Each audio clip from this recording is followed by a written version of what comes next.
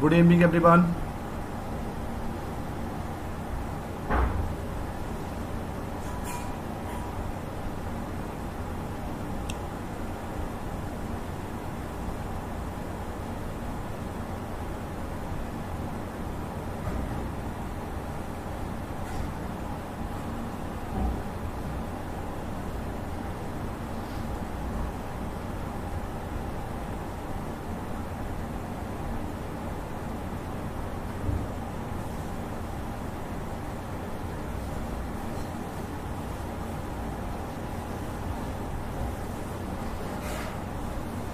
We are just waiting for another 2-3 minutes.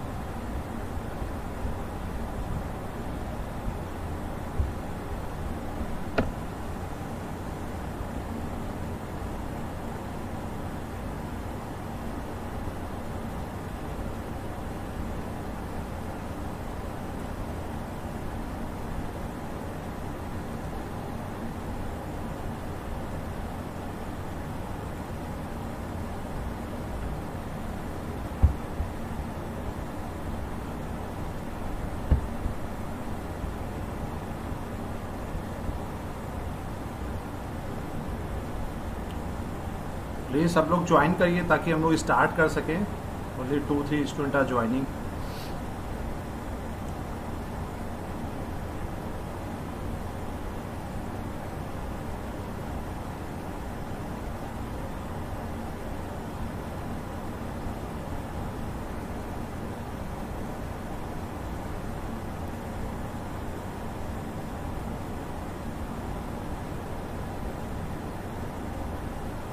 नहीं प्रांजलि, ये सब नहीं आएगा.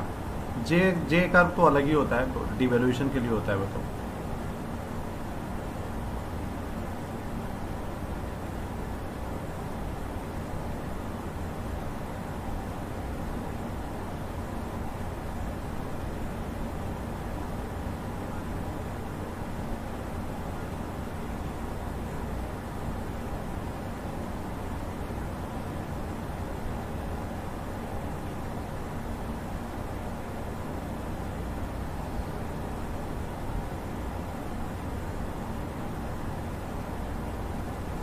कोई ज्वाइन नहीं करा तो हम पढ़ाई खत्म करते हैं. ठीक है, वीडियो पड़ा रहेगा यूट्यूब पे, लोग बाद में देख लेंगे. तो आज गुड इवनिंग एवरीवन. तो today we are starting the next topic for legal aspect of the businesses for UGC NET commerce की हम लोग बात कर रहे हैं. तो इसमें नया एक्ट है जिसको हम लोग बोलते हैं, बहुत आजकल बहुत कॉमन भी है, जो that is called the information technology act 2000. ठीक है, तो इसमें कुछ कुछ चीज़ों की हम लोग बात करेंगे. इंफॉर्मेशन टेक्नोलॉजी एक्ट क्या होता है, ऑब्जेक्टिव्स क्या है, what are the main provisions क्या होता है, साइबर क्राइम्स क्या और पेनल्टीज क्या है, ये सब हम लोग के सिलेबस पे है. तो पहले हम लोग बात करते हैं कि इंट्रोडक्शन क्या है इसका. तो the IT act has introduced certain new concepts such as digital signature, e-governance, etc. The act gives legal recognition to the electronic records and treat at par with the paper-based system if all the safeguard are followed. तो मतलब जितना भी information technologies की चीज़ों की हम लोग बात करते हैं, आजकल हम लोग जो देख रहे हैं साइबर क्राइम बहुत ज़्यादा बढ़ गया है, उन सब चीज़ों को प्रवोक करने के लिए, उन सब चीज़ों को कंट्रोल करने के लिए हम लोगों ने ये इंफॉर्मेशन टेक्नोलॉजी एक्ट बनाया है। तो information technology act comprises of the 94 sections. There are 94 sections हैं, नोट कर लीजिएगा। There are 94 sections comes under the information technology act and these sections are divided into 13 different chapters. तो 13 chapters हैं, उन 13 chapters में से 94 सेक्शंस में हमारा इंफॉर्मेशन टेक्नोलॉजी एक्ट है। तो other than these sections there are 4 schedule appended to the act. They lay down the relative amendment made to the Indian evidence panel code of 1860। ठीक है, तो फर्स्ट शेड्यूल में हमारा Indian evidence panel code हो गया, the Indian evidence act 1872 हो गया, second schedule में हो गया the bankers books evidence act 1891, third schedule and reserve bank of India act 1934। This is called fourth schedule of the act. तो हमने पूरा चारों उसको 4 शेड्यूल है, मतलब 94 सेक्शंस हैं, 13 चैप्टर में डिवाइड कर रखा और देयर आर 4 शेड्यूल 1862, 1872, 1891 एंड 1934। ठीक है, तो creation of the contracts are the basic foundations for the business, वो तुम लोगों को पता ही है। तो इलेक्ट्रॉनिक कॉमर्स आज के टाइम में देख लीजिए कि ई कॉमर्स का कितना ज़्यादा बोलाबाला हो गया, बहुत बड़ा एक कंट्रोल ई कॉमर्स इंडस्ट्रीज का मार्केट में है। तो कहीं ना कहीं उन सब चीज़ों को प्रवोक करने के लिए, उनके इंटरेस्ट को रोकने, उनके इंटरेस्ट को कंट्रोल करने के लिए, उनके बिजनेसेस को कंट्रोल करने के लिए we had require some certain rules and regulation who could manage the entire electronic businesses और ई कॉमर्स इंडस्ट्रीज। तो e commerce has eliminated to the need to have the paper based transaction. मुझे पता ही है electronics के चक्कर में, e commerce के चक्कर में पेपर बेस्ड ट्रांजेक्शंस को हमने एलिमिनेट कर दिया है। And internet has become new mode of communication because of its characteristics such and very easy है, वो तुम लोगों को पता ही, और वेरी स्पीडी भी है। अब देखो, I am sitting at here and you are sitting at your home, even I am able to coordinate with you. ठीक है, तो the following problems have occurred through the uses of electronic commerce. तो हम लोग electronic commerce use करते हैं तो 3-4 तरीके की प्रॉब्लम्स मार्केट में अकर होती है। पहला हो गया to need the identify the authenticity. Authenticity का बहुत दिक्कत रहता है कि आपका ऑथेंटिक चीज़ें नहीं मिल पाती, ऑथेंटिक इन्फॉर्मेशन नहीं मिल पाता है आपको। तो the need of the identify the authentic of the party that involve of the transaction, मतलब जो दोनों पार्टी के ट्रांजेक्शन में इन्वॉल्व हैं उनकी ऑथेंटिसिटीज की प्रॉब्लम बहुत बड़ी एक रहती है मार्केट में।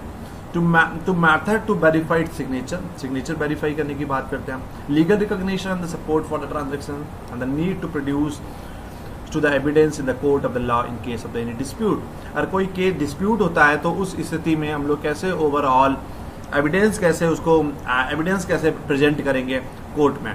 तो दीज मतलब 2-3-4 टाइप की प्रॉब्लम्स एक मार्केट में रेज होती है whenever we are doing some electronic businesses और इलेक्ट्रॉनिक कॉमर्स। तो हम लोग बात करते हैं कि व्हाट आर द ऑब्जेक्टिव। ये हम लोग के सिलेबस में ऑब्जेक्टिव्स हैं, मेन प्रोविजंस है, साइबर क्राइम और पेनल्टीज की हम लोग बात करते हैं। तो objectives of IT act of 2000 में कौन कौन से ऑब्जेक्टिव हैं, तो इसका नोट कर लीजिएगा।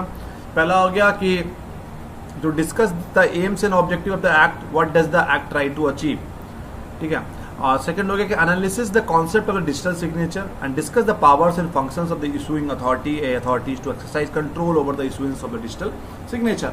मतलब जैसे कि नॉर्मली हम लोग की बात करते हैं कि पेपर पेन में तो सिग्नेचर के हम लोग को पता है कि मतलब आपने कोई भी एक 2-4 लोगों को ऑथोराइज कर दिया कि इन लोगों के साइन से ये मार्केट में या ये कोई पर्टिकुलर ऑर्डर या नोटिस इशू कर सकते हैं। बट अगर हम लोग कोई एक इलेक्ट्रॉनिक्स की बात करते हैं तो ऑब्जेक्टिव्स क्या आता है इसमें कि कोई फ्रॉड ना आ पाए। मान लो कोई वेबसाइट है, उस पर कई सारे नोटिस आते हैं, तो कई अलग अलग लोग अलग there are many authorities who are regulating actually that particular website. तो एक डिजिटल सिग्नेचर नाम का कॉन्सेप्ट आया कि जो जिसको डिजिटल सिग्नेचर जिसको बना देंगे, डिजिटल सिग्नेचर बिल क्या करेगा, एक अथॉरिटी देगा, एक पावर देगा डिफरेंट पर्सन्स को और चीज़ें कंट्रोल करने के लिए। ठीक है, और if anybody want to issue any notice और एनी कुछ नया काम करना है तो जिन लोगों के पास डिजिटल सिग्नेचर होगा, जो उस कंपनी के ऑथराइज पर्सन होंगे, they may issue some certain notices. फिर हो गया discuss the provisions relating to the e governance and the legal recognition of the electronic records. ठीक है, तो कहीं ना कहीं discuss the provisions relating to the e governance, जो ई गवर्नेंस के जितने भी प्रोविजंस हैं और legal recognition of the electronic records. इन सब चीज़ों का बात किया गया आईटी एक्ट्स में। इसके अलावा to helps the electronic storage of the data, आजकल तो खेल ही पूरा डेटाबेस का चल रहा है। To helps in giving the legal recognitions to electronic fund transfer between the financial institution in the banks, ठीक है। तो मतलब whatever the transaction we are making from one sources to the other sources, तो इसको legal recognition देना, उसके अंदर कोई फ्रॉड ना हो पाए, थर्ड पार्टी को ना चला दे, तो एक उसके लिए भी एक आईटी एक्ट के अंतर्गत एक प्रोविजंस है। Eradicate the computer based crimes, जो भी कंप्यूटर बेस्ड क्राइम्स होते हैं उनको रिमूव करने की बात किया गया है। To provide some certain security practices and the procedures to get insured, ठीक है। To provide the legal recognition to the digital signatures mean for the authentication of the any information under any law and facilitate the growth of electronic based transaction and to provide legal recognition to the bookkeeping of the bank in the electronic format। तो ये सब objectives की बात किया गया। इन सब उद्देश्यों के लिए हम लोगों ने इंफॉर्मेशन टेक्नोलॉजी एक्ट बनाया कि एक लीगल रिकॉग्निशन करना है कि बैंक्स में अगर वो कुछ उनको एंट्री करना है, इलेक्ट्रॉनिक्स ट्रांजेक्शन बहुत बढ़ रहे हैं, उनको उनकी जो ग्रोथ हो रही है उसको फैसिलिटेट करने की बात कर रहे हैं, सिक्योरिटी प्रोवाइड करने की बात कर रहे हैं। जितने हम लोग एक मनी ट्रांसफर कर रहे हैं एक अकाउंट से दूसरे अकाउंट, उनको एक सिक्योर करने की बात किया गया है इसमें। इलेक्ट्रॉनिक स्टोरेज, जो हम लोग के डेटा इन्फॉर्मेशन हम लोग सेव करते हैं, कई बार हम लोग कई वेबसाइट्स पे पासवर्ड सेव करते हैं, तो उसका एक to helps in electronic storage of data की इसमें बात किया गया है। अब बात किया गया what are the application of the act, इसको अप्लाई कैसे करना है, उसको एप्लीकेशन बेस कैसे करेंगे। तो the application of the act and its extra territorial effect can be explained by making a conjoint reading of sections 175 and 81।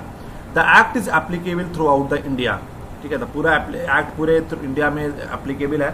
It is applicable to any offences or contravention committed outside India by one person also। However, an exception to the rule has been mentioned in section 75 of the act। मतलब कहीं ना कहीं पूरे India में इसको हम लोग apply कर चुके हैं। तो सब सेक्शन 1 ऑफ सेक्शन 75 क्या कहता है, in wider terms has made the act applicable also to the any offence or contravention committed outside India by any person irrespective of his nationality। This subsection has been made subject to the provision of subsection 2 what is stated that for the purpose of subsection। इसका मतलब कहने का है, simple में समझ लीजिए, कोई भी इंसान इंडिया में कोई क्राइम करता है, किसी भी नेशनलिटी का है, उसको कहीं ना कहीं वो इंफॉर्मेशन टेक्नोलॉजी एक्ट के अंतर्गत आता है। बॉन्ड मैटर कि वो इंडिया का आदमी होना चाहिए, बाहर का होगा तब नहीं होगा, कहीं का भी होगा, लेकिन कहीं ना कहीं आपका इसकी एप्लीकेबिलिटी एक्ट की वहां पर अप्लाई होती है। सिंपल, ठीक है। उसके बाद हम लोग बात करते हैं कि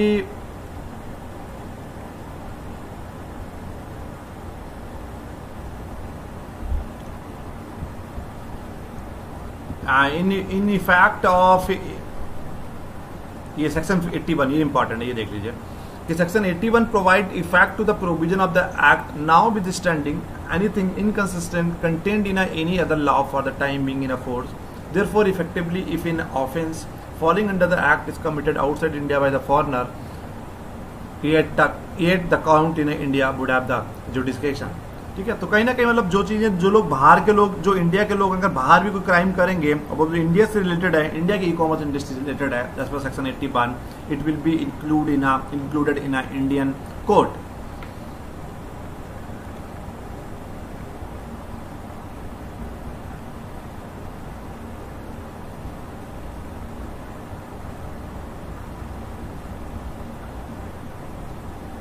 ये आपको पढ़ना पड़ेगा, इसका कोई ऑप्शन नहीं है, इसको स्क्रीनशॉट ले लीजिए, इसको एक बार कर दे रहे हैं इसको स्मॉल, कि इससे क्वेश्चन पूछ सकते हैं कि preliminary title extent application definitions की बात करेंगे, सेक्शन 1 और 2 है।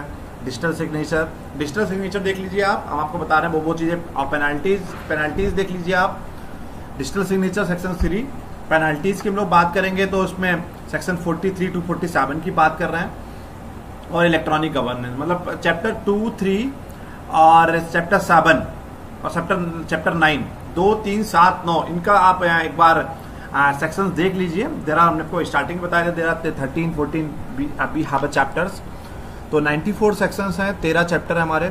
तो पहले सेकंड चैप्टर आप देख लीजिए, डिजिटल सिग्नेचर वाली बात कर रहे हैं हम आपको, डिजिटल सिग्नेचर सर्टिफिकेट की बात करेंगे 2, 3, 7, 9। तो उसके सेक्शंस में पहला आएगा डिजिटल सिग्नेचर्स में सेक्शन 3 हो गया, 7 में 35 to 39 हो गया, ठीक है।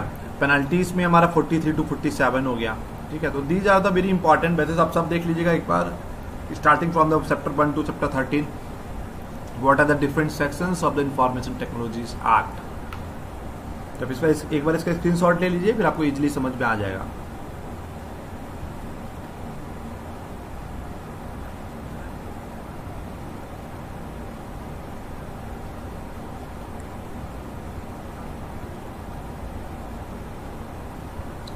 डिजिटल सिग्नेचर हम आपको पहले बता दें क्या होता है कि digital signature recognise as one of the type of the electronic signature only, therefore very soonly all references to the digital signature in IT Act may be substituted with the electronic signature.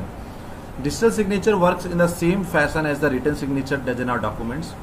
So digital signature refers to the authentication of the electronic records through an electronic methods or procedure by the subscriber. Digital signature is a digital method in order to authenticate the record.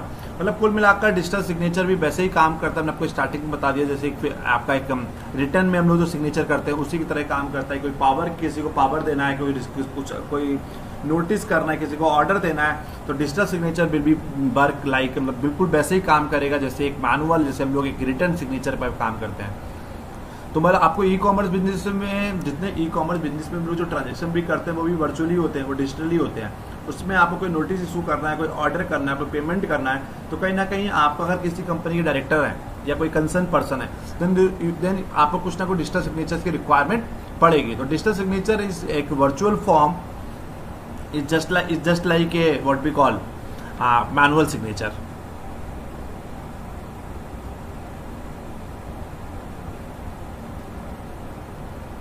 देखो, तो digital signature certificate में भैया क्या क्या चीज़ें होती हैं, उसमें बात कर रहे हैं। Digital signature certificate is an electronic file that contain the personal information related to its owner like name, email address including the public key of the owner. Digital signature certificate is the digital equivalent of the paper certificate. For example, the nature of the driver licence, passport and the membership card is the same as the digital signature certificate.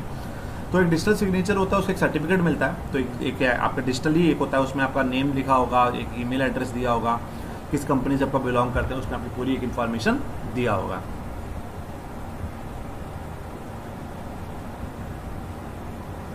Electronic governance नहीं पढ़ना है हमने।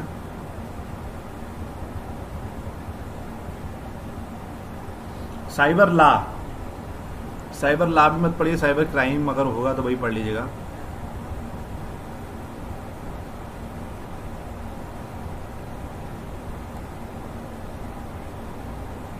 क्योंकि ये सब wastage है, time भी हम लोगों के पास में नहीं है, इतना आप पढ़ भी नहीं पाएंगे और ये आपके सिलेबस में भी नहीं है।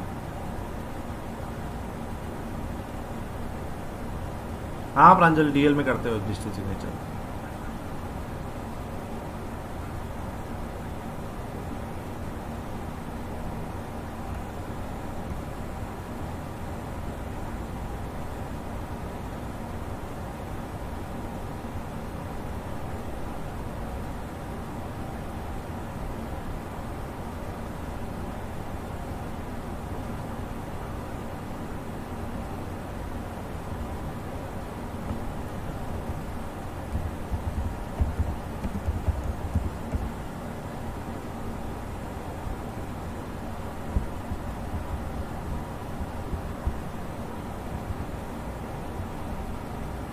साइबर क्राइम वाला चैप्टर था, मिल नहीं रहा, कहाँ गया।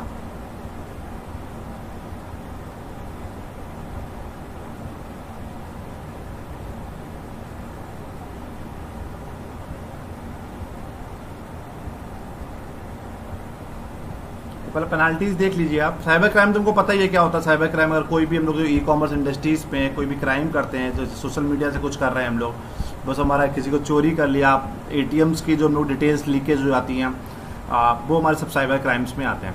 ठीक है, तो साइबर क्राइम से पेनाल्टीज़ कौन कौन सी, उन सब चीज़ों की हम लोग बात कर लेते हैं। What are the offences, miscellaneous provision of the IT acts. ठीक है, तो वो देख लेंगे हम लोग अभी। पहले हम लोग बात कर लेते हैं what are the penalties of cyber crime. ठीक है, कहाँ गया।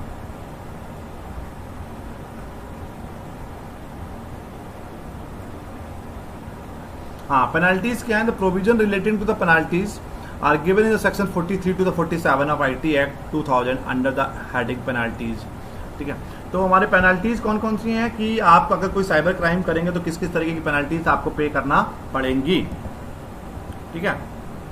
तो पहला हो गया कि penalties for damages to the computer और computer system if any person without permission of the owner और any person who is charge of the computer system, ठीक है, तो एक्सेस और secures access to the such information, ठीक है।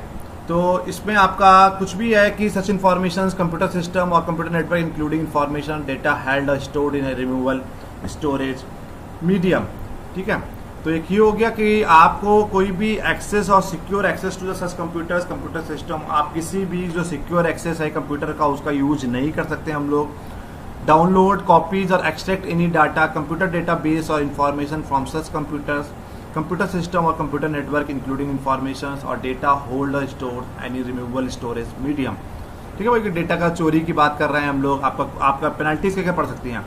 आपको आपका कंप्यूटर ब्लॉकेज कर दिया आपने, डेटा के ऊपर पड़ सकता है। Introduce a causes to be introduce any computer contaminants और computer viruses into the any computer system और कंप्यूटर नेटवर्क की हम लोग बात करेंगे पेनल्टीज में। And it can be damages also, damages or causes to be damages any computer system और computer network data.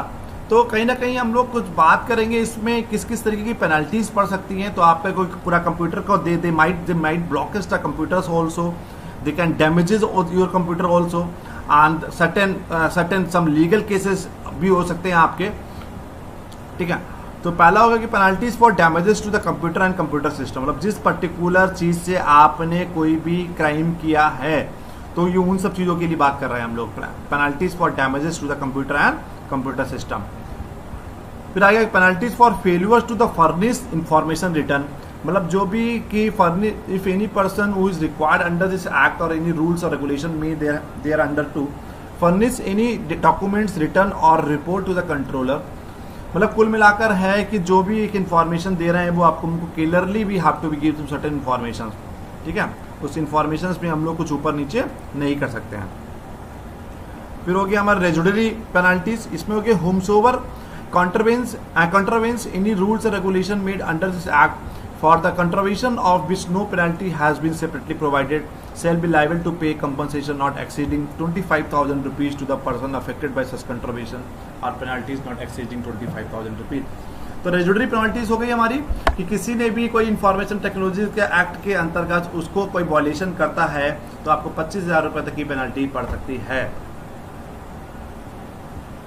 फिर हो गया हमारा पावर टू द एडजुडिकेट में क्या होता है कि for the purpose of adjudging under this chapter whether any person is committed in contravention of any provision of the act और एनी रूल रेगुलेशन डायरेक्शन और order made thereunder the central government subject to the provision of section 33। तो कुल मिलाकर इसमें है कि आप कोई भी किसी को अपॉइंट नहीं कर सकता without the any informations and without prior knowledges.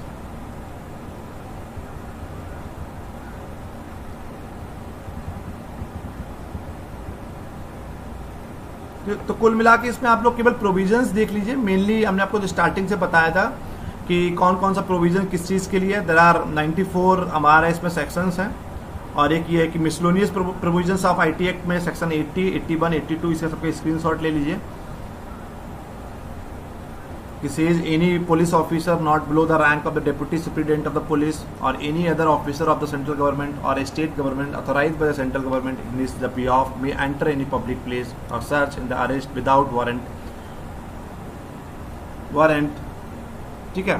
any person found then who is reasonably suspected or having committing any, मतलब आप कुछ भी अगर ऐसा कोई करता है तो इससे नीचे वाली रैंक वाला आपको कोई क्लेम नहीं कर सकता है। तो सेक्शन 80, 81, 82 तीनों चीज़ों का स्क्रीनशॉट ले लीजिए, पढ़ लीजिएगा। कोई दिक्कत होगा तो फिर पूछ लीजिएगा बाद में। फिर सेक्शन 83, 84, 85, 86, 87, 88 सब अपना अपना है, उसका कुछ कुछ रूल्स रेगुलेशंस हैं।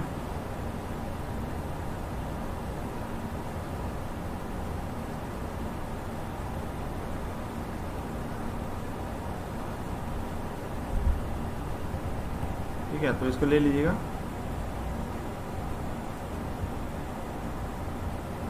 कुछ ज़्यादा नहीं पढ़ना, आपको केवल सेक्शन इसमें याद करना है और इन्फॉर्मेशन टेक्निक टिप्स के बाद हमने स्टार्टिंग में बताया था वो ऑब्जेक्टिव पढ़ लीजिए, इतना ही पढ़ना है आपको, बहुत ज़्यादा डिटेल में नहीं जाना है इसमें।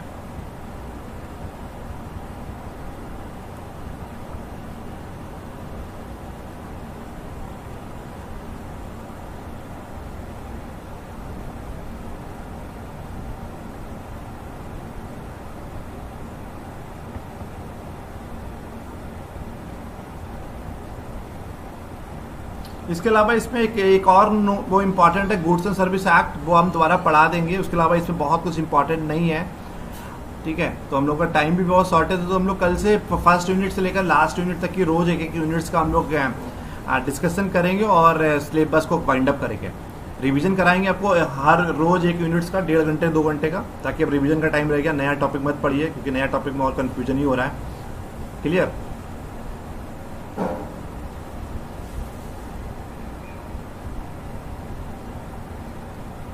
तो अगर अभी आज हमने जीएसटी पढ़ाया, तो हम आपको जीएसटी के नोट्स मेरे पास दूसरी फाइल में पड़े हुए हैं, तो जीएसटी का आज पढ़ा, गुड्स एंड सर्विस टैक्स पढ़ा देंगे आपको, और आरटीआई पढ़ा देंगे। उसके अलावा आपको मैक्सिमम पीटी हमने इसमें यूट्यूब पर डाल ही दिया, और मैक्सिमम लेक्चर इसमें legal aspect of the business में कंप्लीट कर लिए हैं, ठीक है। कि नोट्स भी ठीक नहीं है, because this is not my notes, हमने आपको पहले ही बताया था। I have asked to someone, उसने नोट्स दिया है, लेकिन इट्स नॉट ए क्वालिटी वाले नोट्स नहीं है। But due to the shortage of time, I cannot make my own notes. That is the only reasons I am also facing certain problems. ठीक है, तो हम आज दोबारा क्लास अरेंज करेंगे गुड्स एंड सर्विस टैक्स के लिए और आरटीआई एक्ट के लिए, ठीक है। तो तब तक के लिए thank you so much for joining.